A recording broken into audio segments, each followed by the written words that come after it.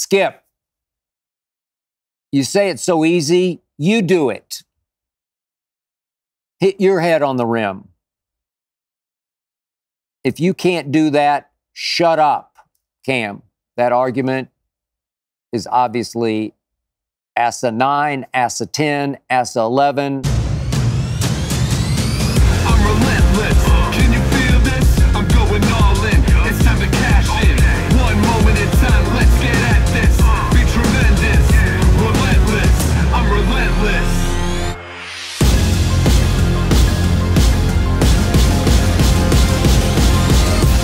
Here we go. This is the Skip Bayless Show, episode 105. This, as always, is the undisputed, everything I cannot share with you during the 2.5-hour debate show that is Undisputed. Today, I will fire back at Cam Newton. Today, I'll fire back at my brother Lil Wayne for shaming me for having never heard of, never experienced the candy called Now and Laters. Today, I will give you my final four picks whether you want to hear them or not, while guaranteeing you they are almost certainly laughably wrong. That's why they call it madness, all you pool fools out there. And today, I will answer a number of your probing, provocative questions concerning my all-out Dallas Cowboys and what one sports event I got the most nervous before. And finally, whether I actually ran last Sunday's LA Marathon out here in Los Angeles. But first up, as always, it is not to be skipped.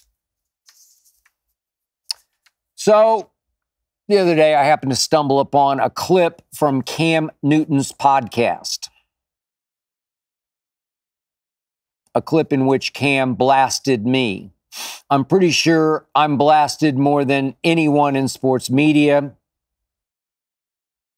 because I'm pretty sure my name is the ultimate internet clickbait. I rarely respond, as you know, but because I respect Cam Newton's stature, the MVP he won 2015, the Super Bowl he played in following that season, I certainly take Cam Newton seriously enough to merit a response. I've always liked Cam, liked his style, loved how he dared to be different at a position that was supposed to be so Tom Brady and so Peyton Manning. And for the record, while Cam was blasting me on his podcast, he did slip in, and I like Skip. I like Cam. And just for the record, going back 2 football seasons ago, I reached out to Cam through a mutual friend, asking him to come to LA for whatever he wanted, 3, 4, 5 days, a full week, to be on Undisputed as a guest commentator.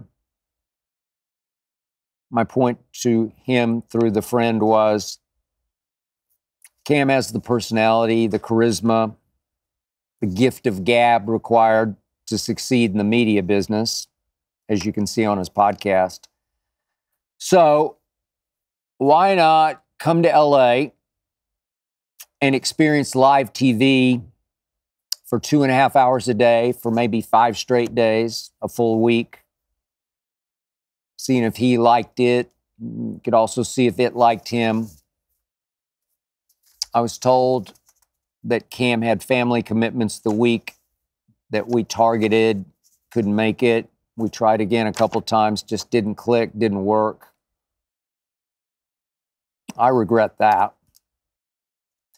But that was then, this is now. On Undisputed, as you probably know, the morning after Anthony Edwards' chase down block that saved the game against Indiana, I called it the easiest block ever. A dad block, as in dad on 8-year-old kid. I called it killing a gnat with a sledgehammer, because that's exactly what it was. Now, please understand this about me. I despise the term hot take. A hot take suggests to me that you racked your brain to come up with some shocking, against the grain, contrarian opinion that will make people run to their phone or their computer and type, "How can you say that?"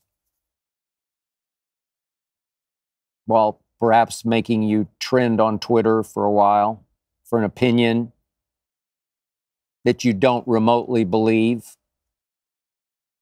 That's straight shock jock to me. That's hot take. That's contrarian. And I'm not a contrarian. I'm a truth teller. Or at least I try with all my heart and soul to be. Hot takes are not remotely who I am. I very simply say what I see. I watch very closely. It feels like every game, every night, as my wife Ernestine unfortunately will tell you. And I say what I see. It comes right out of my heart and my soul. I don't know, maybe it even comes from my God voice, as I call it, my intuition, my deepest instinct telling me to say that. And that is often a point of view that maybe few, if any, see, few, if any, say. If I have any gift, that's my gift. But trust me, from the bottom of my heart, bottom of my soul, I believe every last word I say on TV with every bit of my heart and soul. On Twitter during games, I'm giving it to you raw in real time. On Undisputed, at least I've been able to sleep on it, albeit for maybe 4 hours a night. I've been able to research it. I've been able to think it completely through for an hour on the treadmill. And while I hit the shower, and then while I hit the road into the Fox studios where I sit as we speak. So this is what I saw on Ant-Man's Chase Down Block. Remember, he had just missed the overtime clinching free throw at the other end of the floor. And I love this about this kid. He was so enraged at himself that he took off running full speed, bat out of hell, to redeem himself at the other end of the floor. Meanwhile, Aaron Nesmith from my school, Vanderbilt University, once the 16th pick in the draft by the Boston Celtics, was dribbling the ball up court and trying fairly frantically decide 5, 4, 3, 2, 1 as the clock ticked down to nothing, trying to decide how much time he had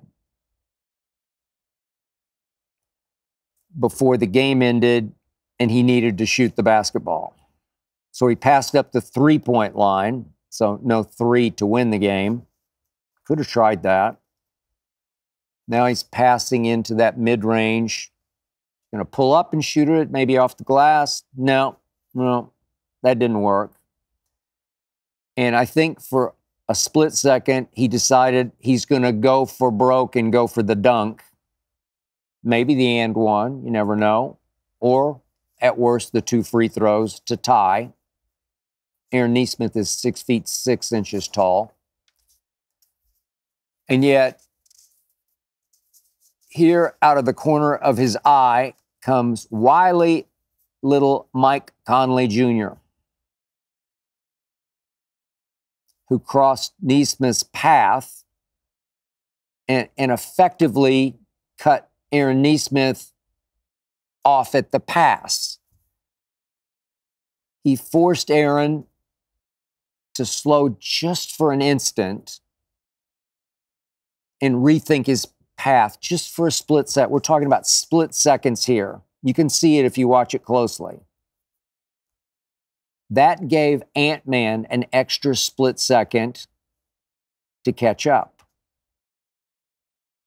Now, all of this sequence reminded me of, you'll certainly remember this, the most famous chase down block ever, Game 7 at Golden State.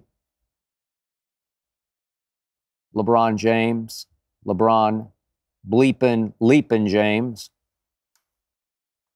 6'6" Andre Iguodala was clearly thinking about trying to dunk the basketball. But guess what? J.R. Smith cut across his path, cut right across it, headed him off at the pass. Made Iggy hesitate just for a split second and lose momentum. This gave LeBron an extra split second to catch up. As Iggy was finally relegated to trying to shoot a layup, really just a layup, off rhythm, off momentum, layup. A layup which LeBron obviously was able to block sensationally, historically, as LeBron and Kyrie's Cavs stormed back from 3-1 down to win Game 7 at Golden State. That's why I called that block, that epic block, that historic block, a bicycle built for two, because J.R. Smith definitely deserved an assist for slowing Iggy just enough and messing up his dunk momentum. Same for Mike Conley on Aaron Neesmith. Conley slowed him down and messed up his dunk momentum. And Aaron Neesmith finally opted for just trying to lay the ball up to tie the game. Now, 6'9" Jaden McDaniels loomed above Neesmith. I'm pretty sure that McDaniels would have blocked Neesmith's layup attempt also, if not for that enraged Ant-Man skyrocketing above him, over him, through him, to easily swat the layup attempt by Aaron Neesmith. He sledgehammered the Nat. He dad-blocked Aaron Neesmith. Now, as I said repeatedly on live TV on Undisputed, I loved the fact that Anthony Edwards did not hang his head the way so many players would in a similar circumstance after missing that free throw. No, he didn't pout, he didn't sulk, he didn't hang back, watch what was about to transpire. No, he went into a dead sprint to redeem himself. Go, Ant-Man, go. He plays with great rage, always in attack mode. As John Collins the other night experienced right in his face, that Ant-Man dunk that sent John Collins right out of the game into the locker room to be evaluated for a concussion. That Jordan-esque intangible, that intangible alone is what is starting to make Ant-Man at age 22, as he finishes his fourth year in the NBA, starting to make him special. Starting is the operative word. But thanks to Mike Conley, Aaron Nesmith just decided, I can't dunk it. I'm out of rhythm. And that's why that became as easy a block as you will ever see. Now, if Aaron Nesmith from Vanderbilt University had kept his rhythm and momentum and had just decided full on to take dead aim at the rim and go up and try to slam it at the buzzer, and Ant-Man had met him in midair, hand on ball, all ball, and rejected that dunk attempt, basically body bagged Aaron Nesmith in midair, now we're talking epic. Now we can venture into all-time great territory. But that didn't happen. Aaron Nesmith looked lost to me. He just tried to lay it up as a last resort. And his gnat of a layup got sledgehammered by a rocket-launched, enraged Ant-Man. So now back to Cam Newton, who said of me on his podcast,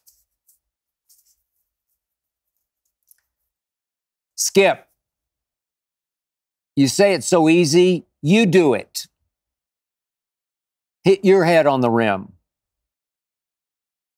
If you can't do that, shut up and keep your irrelevant thoughts to yourself,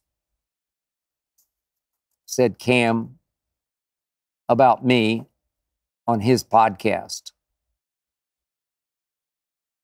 I'll start with this, Cam. If that's where you want to go, let's see you hit your head on the rim. And if you can't, because I don't think you can, then you should shut up.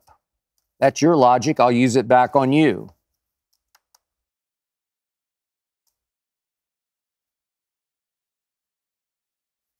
Cam, that argument is obviously ASA 9, ASA 10, ASA 11, ASA 23 in honor of the GOAT, Michael Jeffrey Jordan.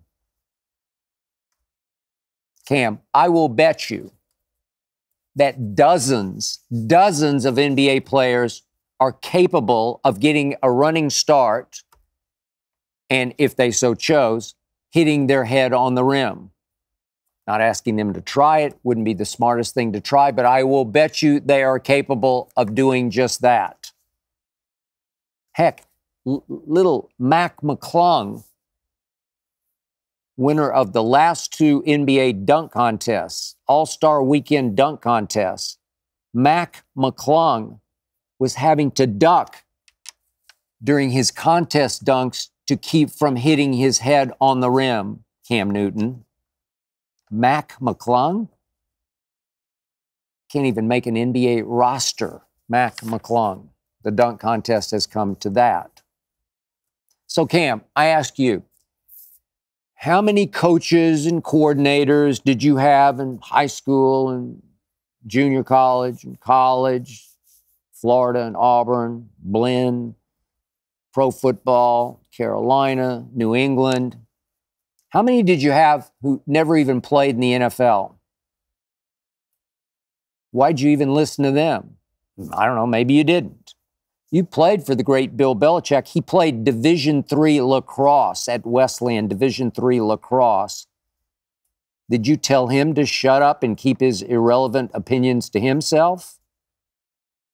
Did you ever turn around and say, Bill, let me see you throw it 60 yards and then I'll listen to you?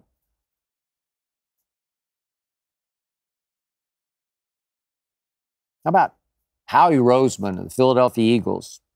He's at it again. Saquon, Devin White. Looks like he's about to rebuild another potential Super Bowl team that's better than my Dallas Cowboys. Howie Roseman didn't even play high school football, Cam. Would you tell him to just shut up and go home because he has no idea what he's doing? So, Cam, should you and I maybe have a 3-point shooting contest? And if I win, then you can never, ever speak publicly again about anyone's ability to shoot a basketball. I seriously do not think you could beat me in a 3-point horse contest. I don't think you could beat me. If you want to try, let's go. I'm game. Tell me when and where, I'll be there. But that's not my point. My point is, I don't need to be able to hit my head on the rim to call that as easy a block as I have ever seen, you will ever see. Cam, I'm not one to ooh and ah and leap, so to speak, to conclusions on Twitter, X, Twitter, whatever you want to call it, trying to call something the greatest this or the greatest that, unless it is. But this wasn't. This was exactly what I said it was and was not. And please, starting with my man Keyshawn Johnson, all you out there already trying to compare poor Ant-Man to the 23 to Jordan, please stop. His teams, Ant-Man's teams, are now 3-8 in the postseason. I don't need to tell you what Michael Jordan did in the postseason. So as we speak, Ant-Man is no closer to Jordan than he is to Antarctica. I'm sorry, Cam. I will not stop expressing my quote-unquote irrelevant opinions in public, including this one. I miss watching you play quarterback.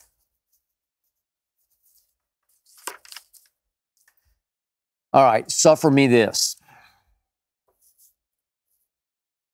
I got to get this off my chest and out of my psyche because I'm still losing sleep over it.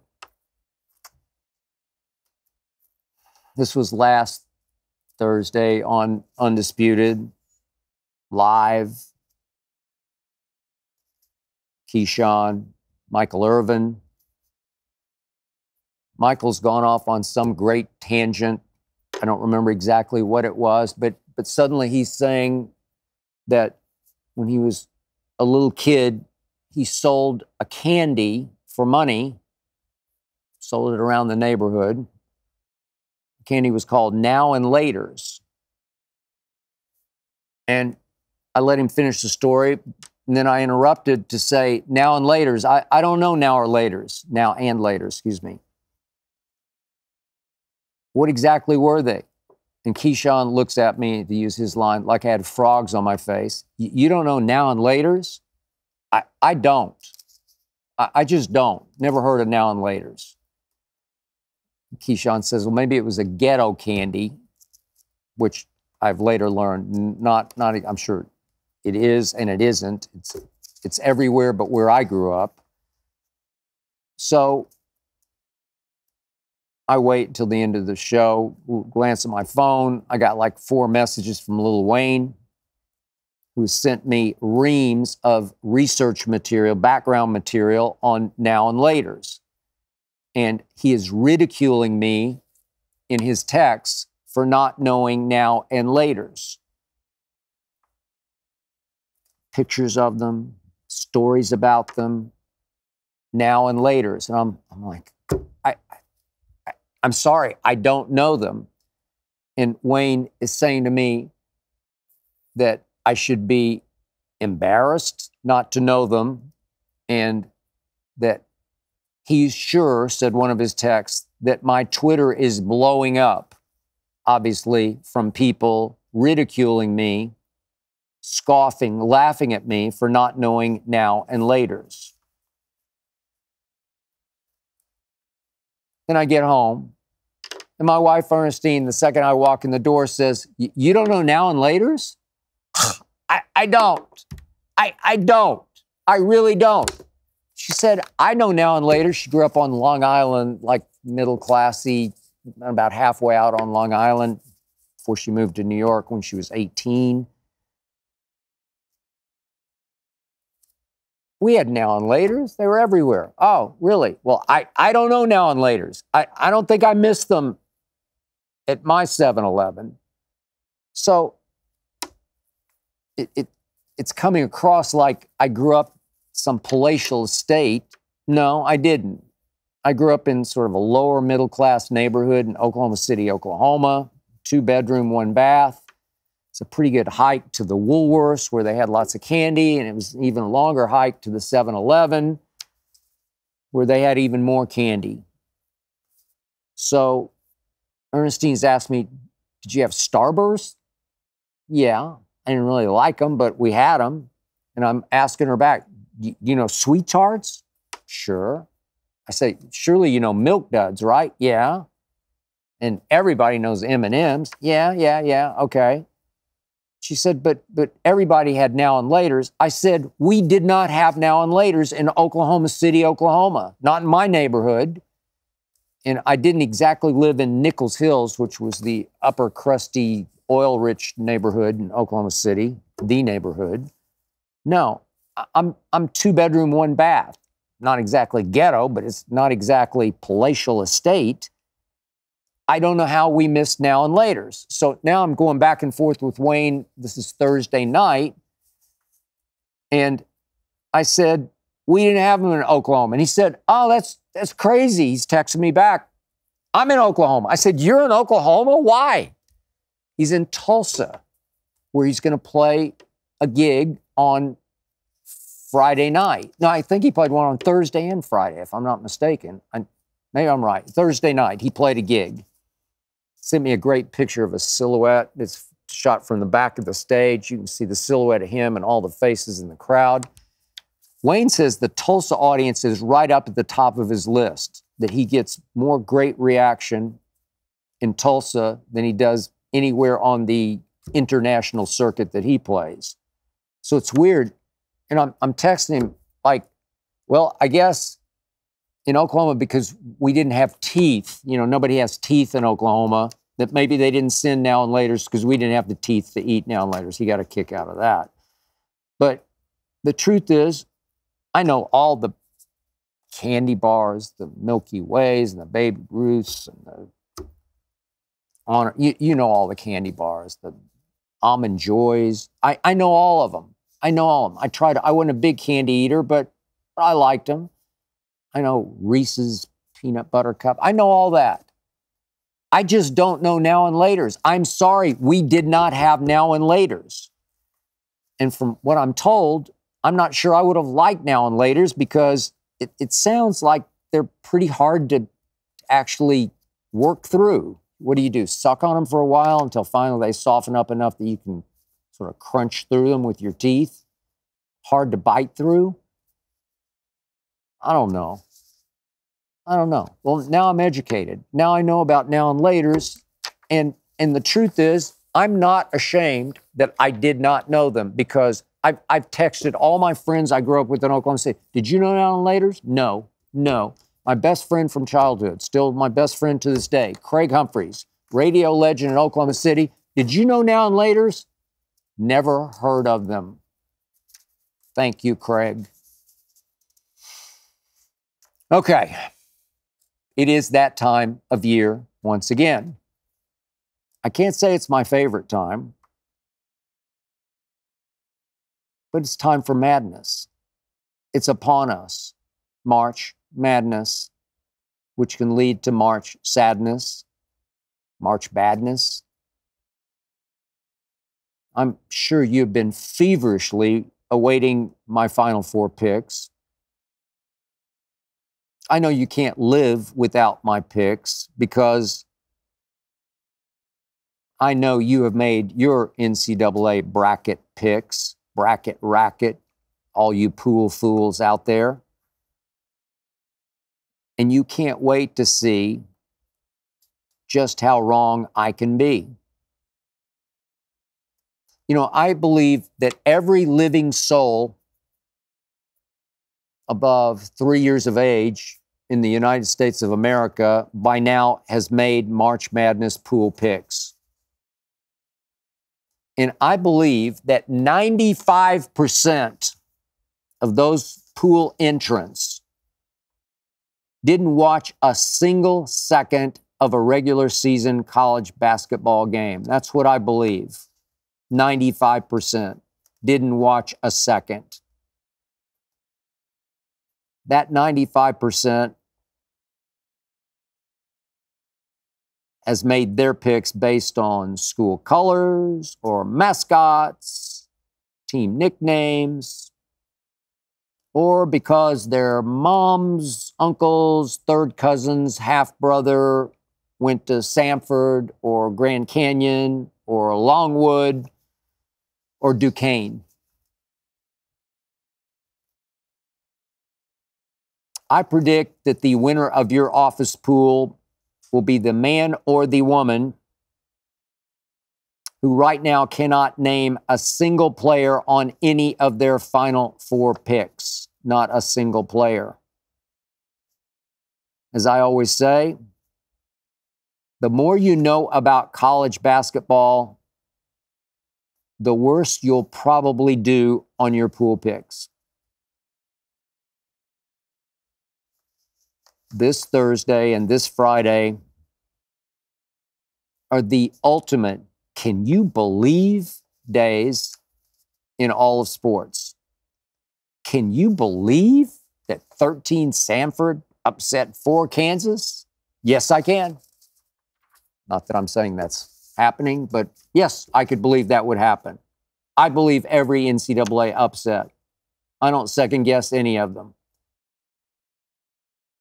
This tournament is stocked from top to bottom with hundreds and hundreds of pretty good basketball players, any one of whom can suddenly have their one shining moment in their life and get crazy hot from 3 when you and he least expect it.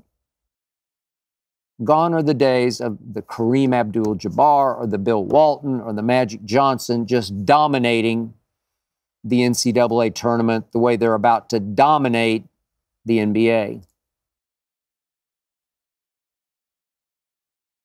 John Calipari, coach at Kentucky, obviously, has won 1 national championship with Anthony Davis. This year's Kentucky has 2 players that are ranked top 12-ish in the NBA mock drafts that I've checked out.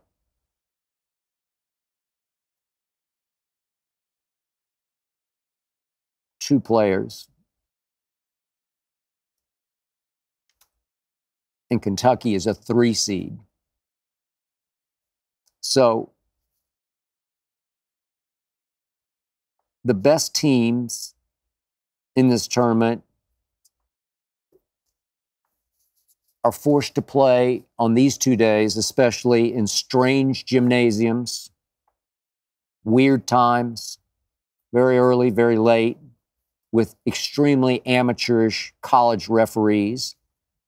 Games barely last 2 hours. They're over before you know it. Players only get 5 fouls, and invariably the best players are in early foul trouble. And that 3-point line is significantly, outrageously closer than the NBA's. So buzzer beaters will be buzzing like swarms of bees on Red Bull. Bees on Red Bull. They'll be everywhere. Can you believe it? Yes, I can. So I've held you in suspense long enough. Drum roll, please. Maybe jelly roll. That's probably what my picks are worth, a jelly roll. My final 4 picks are St. Mary's, Purdue, Iowa State, and Houston.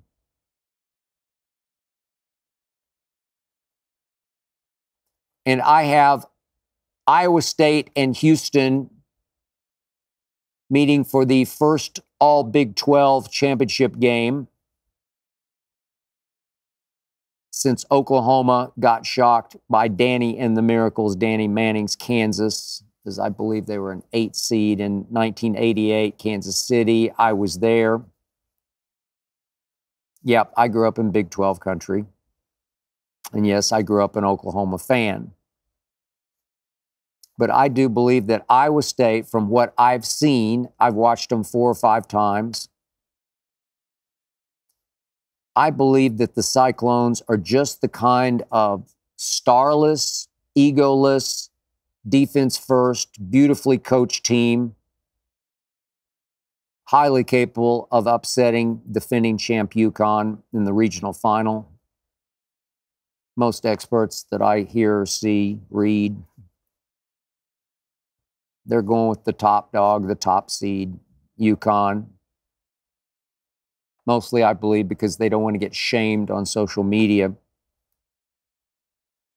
when their picks are wrong. At least if UConn does get upset, they can say, well, they were the top seed. But I believe Iowa State will lose the national championship game to Houston, which is actually just a little better Iowa State. Same team. This one coached by, I think, the best coach remaining in college basketball, Kelvin Sampson. I know he's had his issues, but that man can flat coach both ends of the floor, defense first and offense. So why, you ask, St. Mary's? The Gales are in by far the weakest, to me, regional. They haven't lost since Christmas. I watched them handle Gonzaga, which is still pretty good. I just like their mental and physical toughness, St. Mary's. They play the right way. They have veteran toughness to them. They have a legacy there of Euro players on their way to the NBA. By the way, the WCC Player of the Year this year, Augustus Marciulionis, son of Sharunas Marciulionis, used to be one of my favorite players when he played for Golden State, so maybe I'm rooting for the son to play like the father.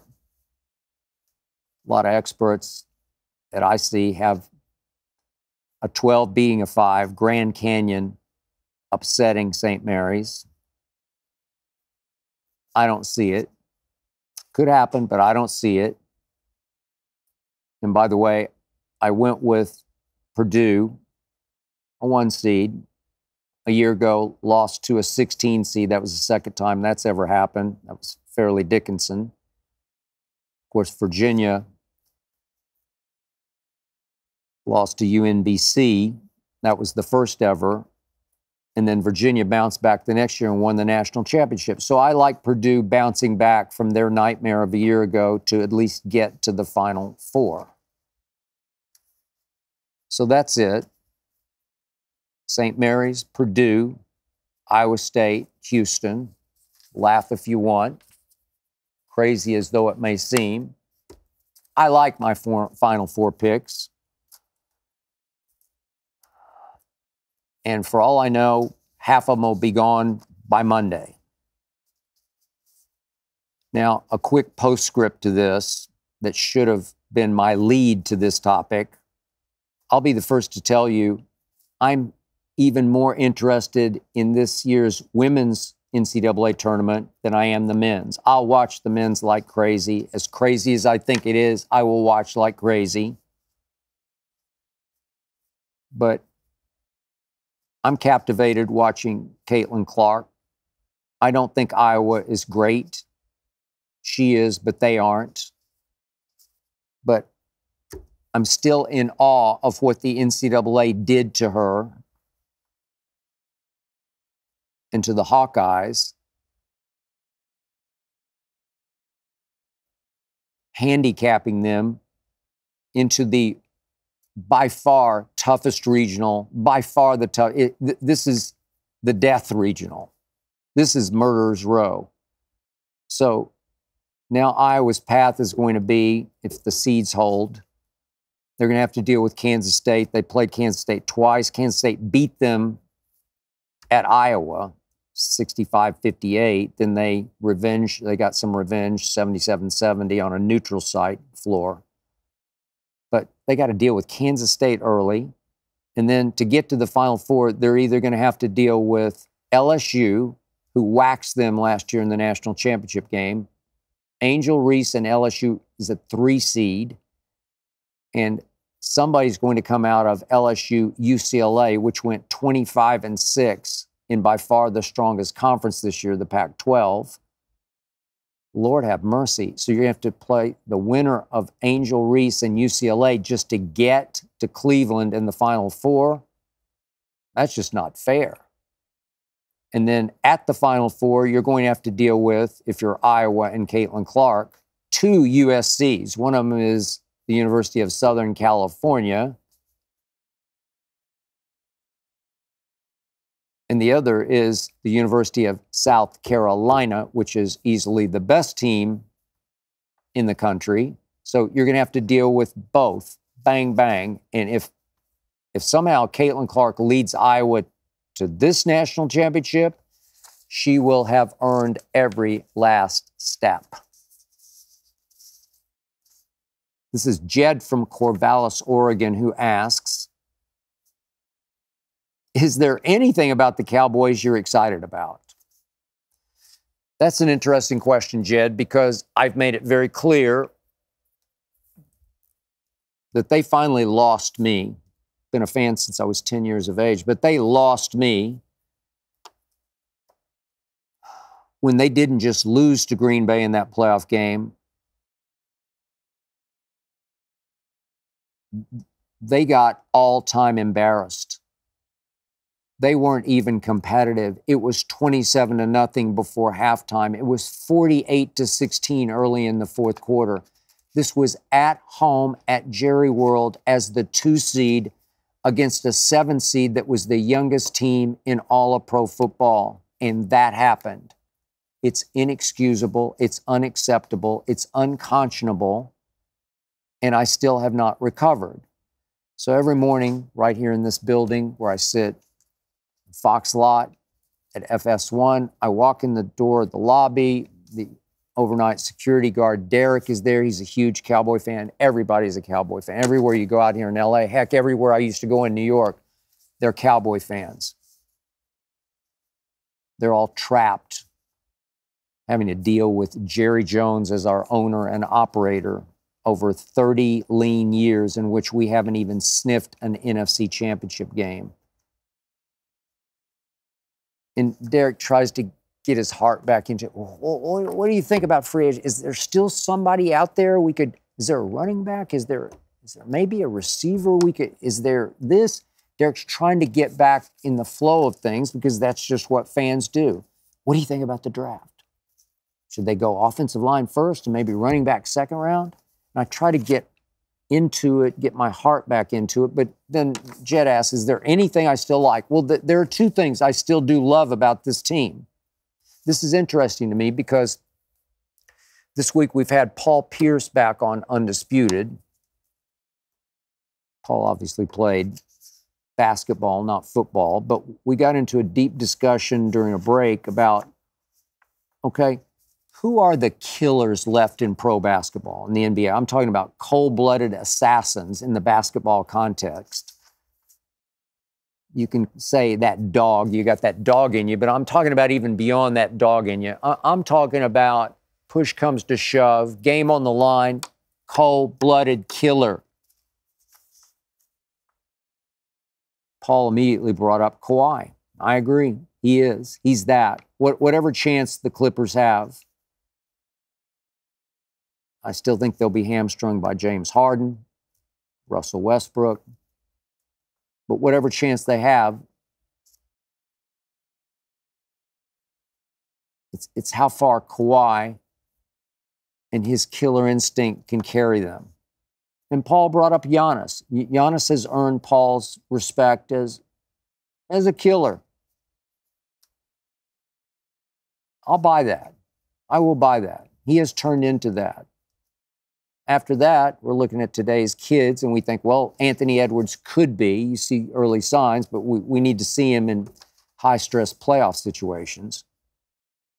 But now I'm back to the Cowboys. What do I like? What am I still excited about? CeeDee Lamb is a cold-blooded killer to me. He's that guy. He's that dude. He's got all of that dog in him. He's a football player. He doesn't talk big, doesn't act big, no big diva act.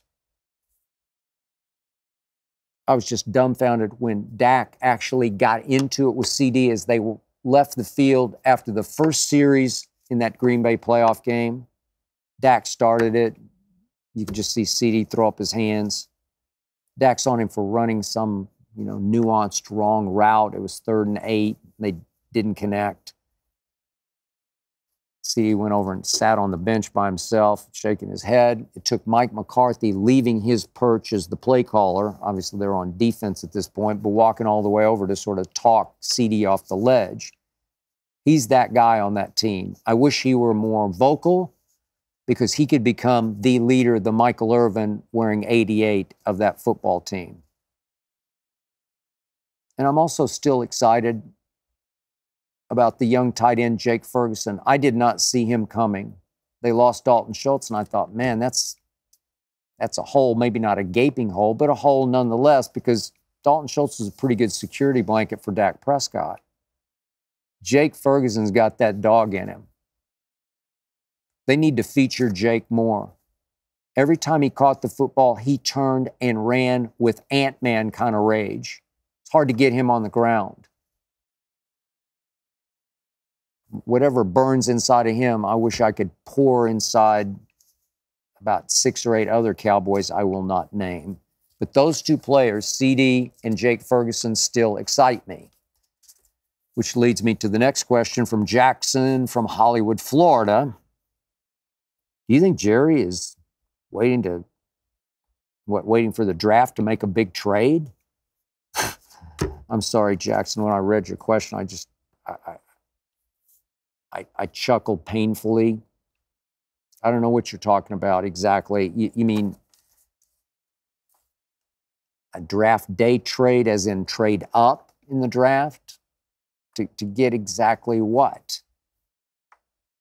Jerry doesn't trade up. Jerry trades back. Jerry and Steven are always trying to be the 2 smartest guys in the room. They're always looking around with their noses in the air.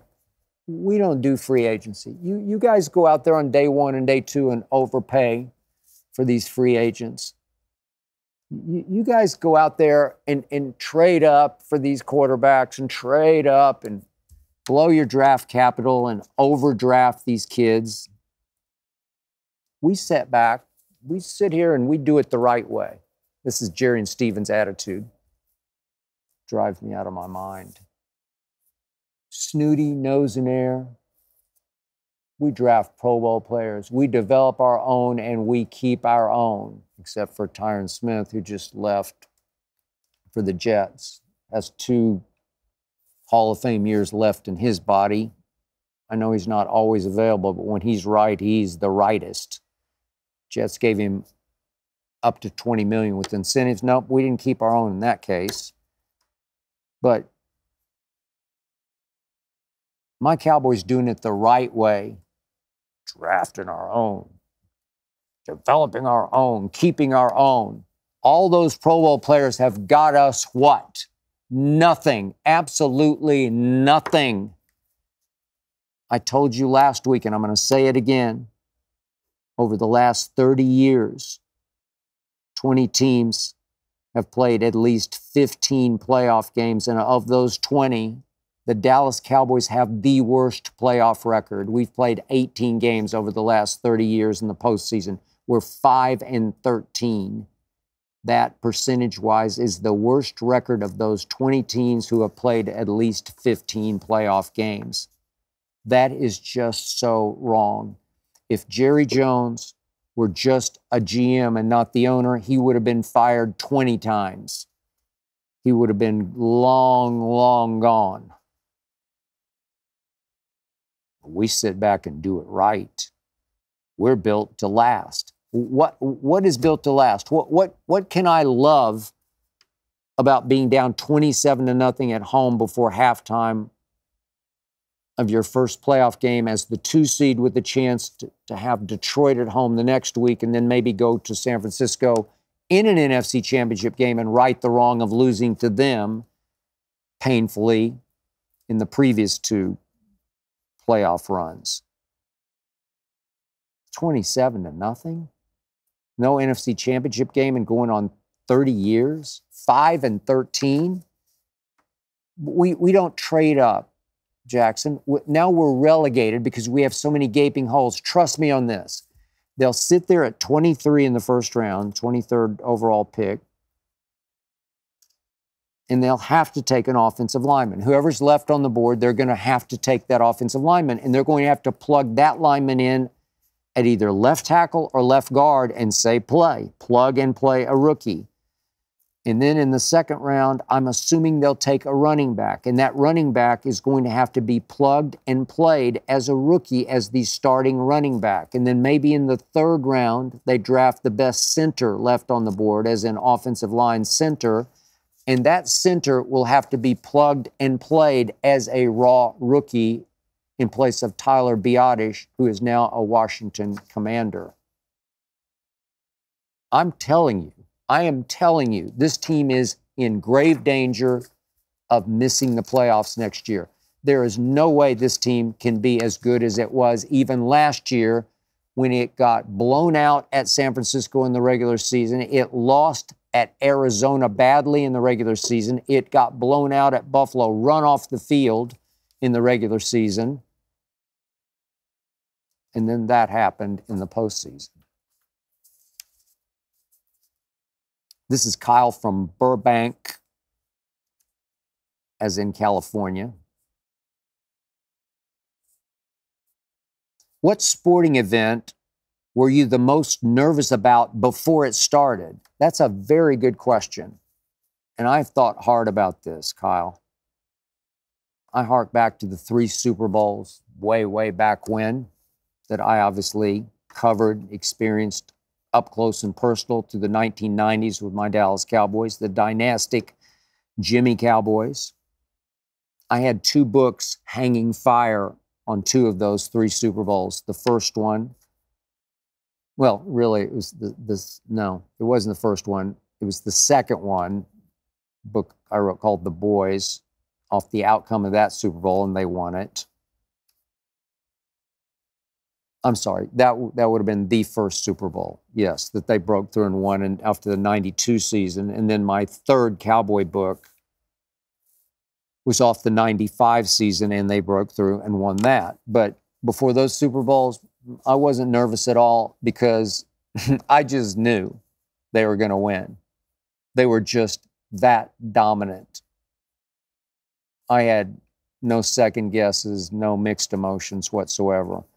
Then I fast forward to my Spurs that I loved and LeBron's Heat, those back-to-back finals. Game 6 in Miami, the legendary Ray Allen game when he shot me right in the heart and saved LeBron's legacy, which led to Game 7, which I just knew they were going to lose, my Spurs. I don't know. I just thought they were better than the Miami Heat. I had no trepidation about Game 6. All they had to do was win it and celebrate, and they did everything but. And then the following year in 2014, they split the first 2 games in San Antonio. Games 3 and 4, I guess I had some trepidation about in Miami, but LeBron just disappeared in both games, and it became a gentleman's sweep by the biggest margin in NBA Finals history. So no, it wasn't that. You ready for this? I got it.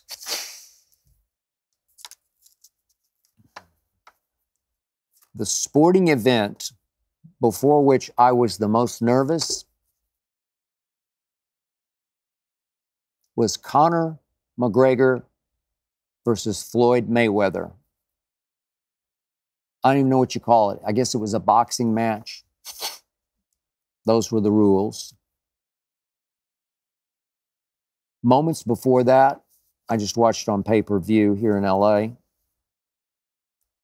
I was so nervous. I was actually having a hard time with my breathing. And I'm like, what are you doing? It was just such a rare matchup of MMA versus legendary, greatest defensive fighter ever. And I really thought Conor had a chance to get him because Conor could strike, Conor could punch, Conor was so much longer than Floyd. And that left hand of Conor's was lethal. I really thought Conor would get him. We had Floyd's father on out here in LA in studio, and he and I got into it. And then he bet me on live TV $1,000. He called it for a suit of clothes. And I took the bet because I got pride. Maybe I don't have sense, but I got pride. So I got $1,000 riding on it. I can't expense it here at Fox. That's out of my pocket. And I wound up having to pay it. And I did. But I will go to my grave saying, Conor had Floyd in trouble in the 10th round. In the corner, he had him in trouble. And that referee, Robert Birdman, I thought he saved Floyd. He broke it up, made him start over and touch gloves out in the middle of the ring. He saved him.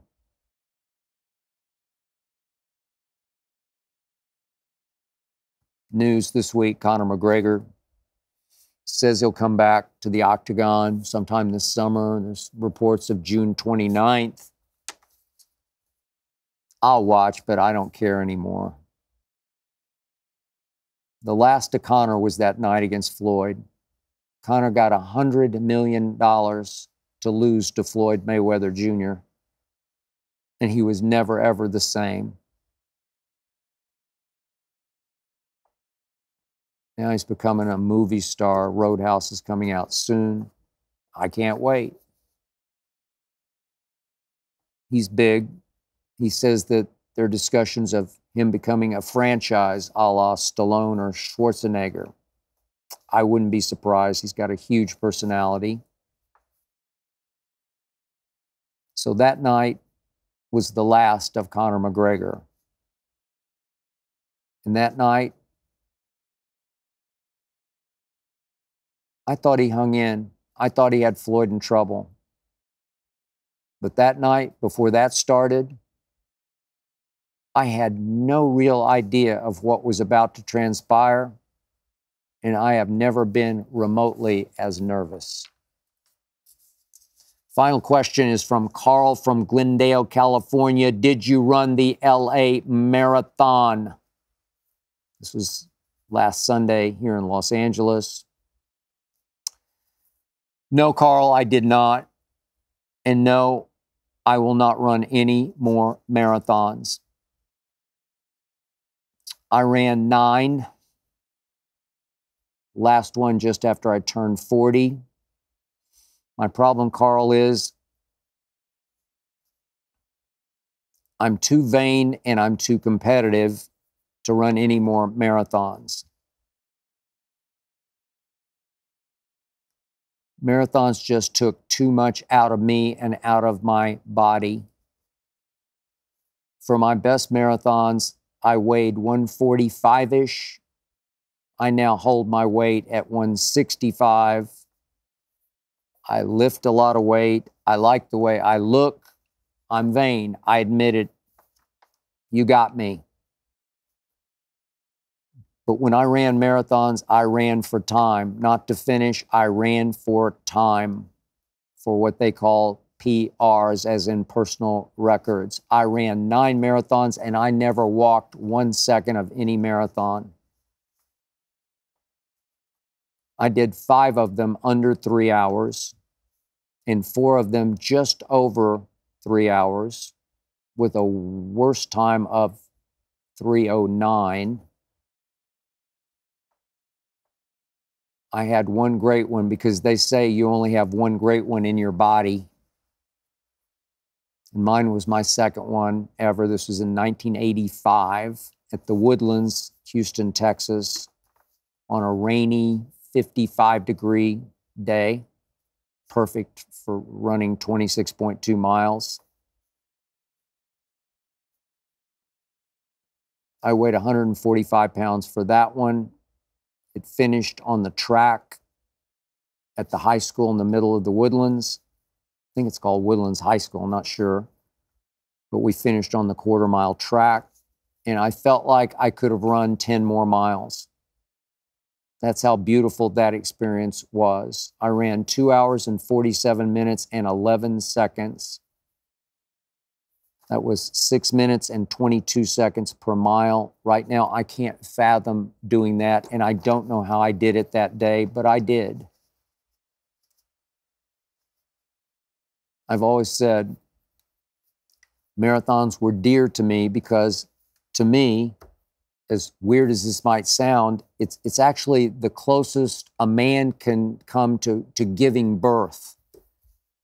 I don't even have any kids, but this is just what always occurred to me, that it felt like, weirdly, you give birth because it takes 9 good months, hard months, to get ready for a marathon. And then all of a sudden it happens, and it's grueling and it's painful, and you think you'll never finish. And then there it is. Closest a man can come to the greatest thing on earth, which is giving birth. I had so many impossibly unpredictable experiences in my marathons. Everyone was a completely different story of this injury or that. I ran New York Marathon.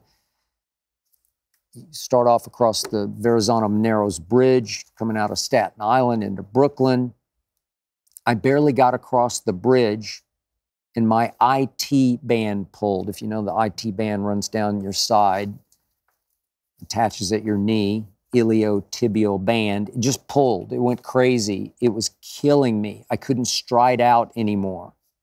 You want to talk about long 3 hours. I thought it would never end. Even my first marathon was in San Francisco, and I wore the wrong shoes. I tried to run in racing flats with no protection whatsoever, no insole. Nearly destroyed my feet. I thought I had stress fractures in both feet. I had to get them x-rayed. They weren't fractured, but they felt like it. I could barely walk for a week after that. Every marathon had a different story. Everyone is still very special to me, but I'm not capable of experiencing, getting ready for that again, because I don't want to lose 20 pounds to get ready for it. I like the way I look. But this past Sunday, my wife Ernestine and I live in a gated community here on the west side of LA. We were locked in by the marathon. We could not leave our gated community because everything in our community got shut down by the marathon. Ernestine goes crazy every year. This is ridiculous. We can't even walk out of our gate because there are so many people flooding by, runners and gawkers. It ends at a mall not far from where we live.